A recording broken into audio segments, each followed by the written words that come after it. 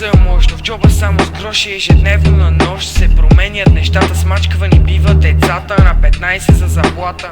Търсиш помощ и разплати докато го правиш. Усещаш как все повече се давиш. Осъзнаваш, че без да се бавиш сам срещу всичко трябва да се изправиш. Опитваш се да забравиш как всичко е надолу с главата. Единственото, което се прави са протести за заплата. Заблудени сте тълпата, отдавна имате вериги на сърцето ви не транта и огромни ограничения. За да го видя не са ми нужни видения. Между нас има смущения, но как като никога не взимате правилните решения? В океан от несбъднати мечти се потапям и с думите си почвам всичко да разтапям. Защото осъзнавам, че е безсмислено да се самосъжалявам и си обещавам, че никога пред нищо няма да се предавам. Със всеки изминал ден ще продължавам моя свят да сътворявам.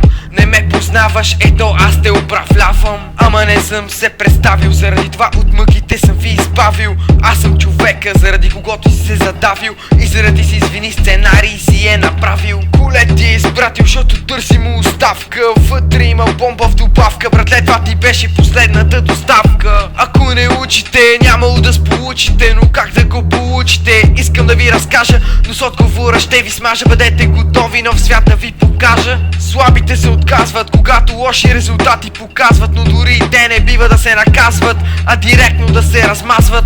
Къде си ли се чудиш? Не е късно за добро да се трудиш и та глава малко да събудиш. Мани ги тия, кога ли ще ми дадат разрешително да ги избия? След среща с вас отивам тия мисли да измия, но превръщам ги в рими, с кои че ви изпия. Докато те карам в гората по грешния път ще завия и отиваме на тайно място, дето ще ти е тясно, защото ще имаш работа с моето поведение бясно.